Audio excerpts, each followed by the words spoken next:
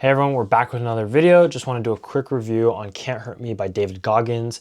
If you haven't already, please check out my other video about How to Win Friends and Influence People by Dale Carnegie. That's a really good book, and I go into some of the key aspects of how that book can make you successful. And no, you don't have to read the whole thing.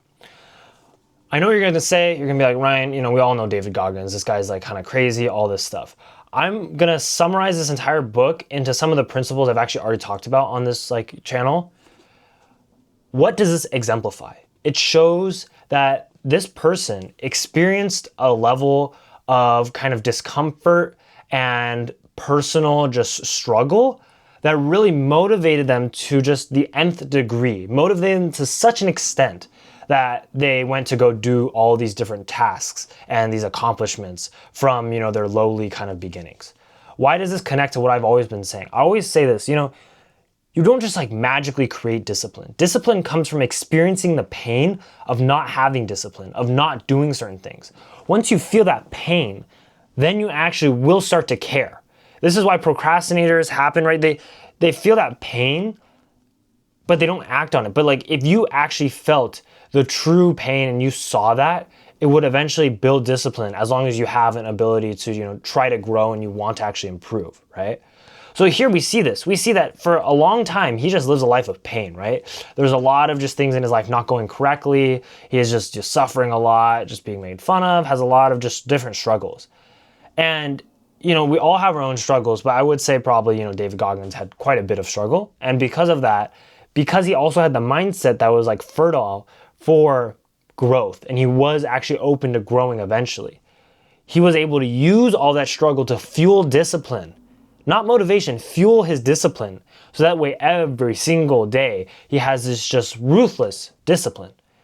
But I'm telling you, and I'm sharing this book because it's you need to realize that you don't just get discipline out of thin air. It comes from your experiences. And to be honest, I wish you could say you could buy discipline off the shelf at a store and just walk home with it. But the reality is you kind of have to suffer. It has to come through your own experiences of failing and feeling the pain of that failure. Because otherwise, if you don't feel that, you're not actually going to change. You will only change if you feel that pain and you're receptive and you're growing and you're trying to get better and you realize, nah, this is not going to happen again. I will make sure this doesn't happen again. That's the only way you're going to grow. So I think this book does an amazing job of kind of just exemplifying someone's life story, right?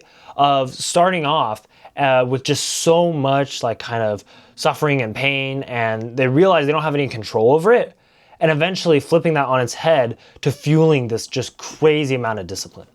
And I'm not saying you need to be like this, but I'm just saying that this is just a principle that's been shown in this book. It's the reason why you can't accomplish your goals is because you simply have not felt the pain enough and you simply do not care enough. I know it's a very harsh thing to hear, but the reason why you're not accomplishing your goals is probably because you just do not care enough about putting in the work. Because if you cared enough, if you knew that it mattered so much, you would put in that work.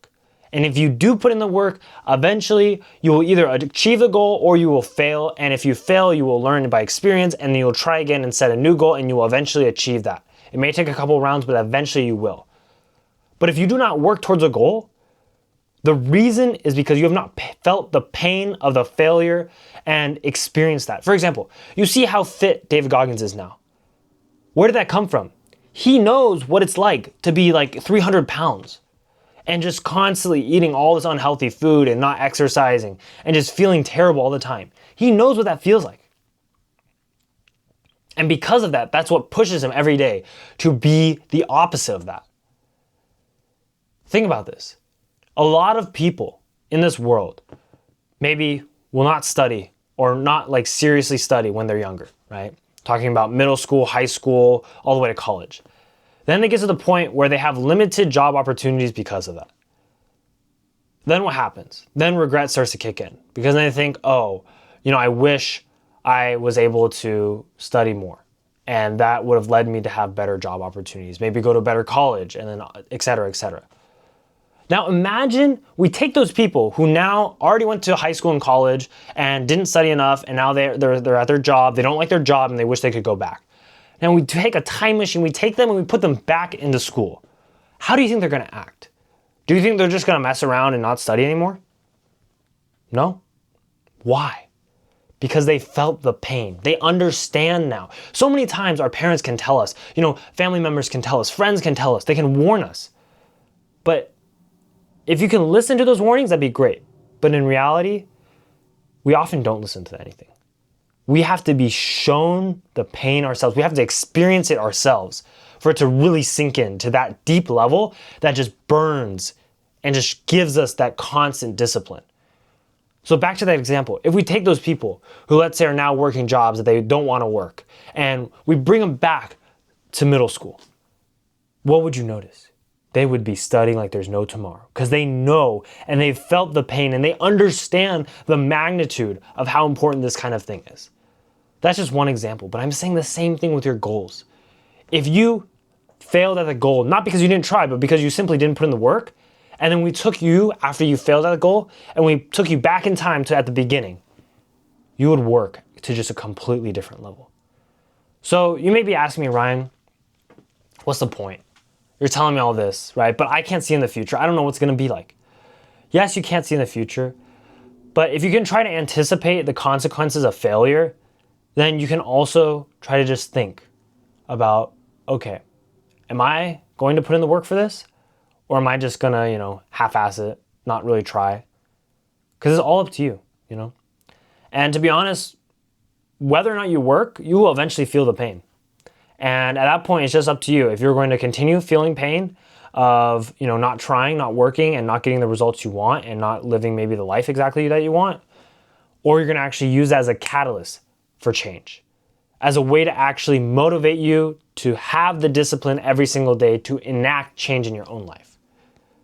So I think this is just a perfect example of how pain creates change. And without pain, sometimes it's very hard to have lasting change.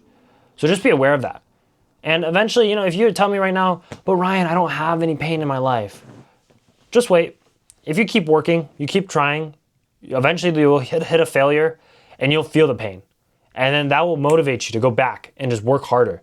And again and again and again. And you can also use, a lot of these people's stories, just like David Goggins, right? You don't need to live through all of his kind of experiences.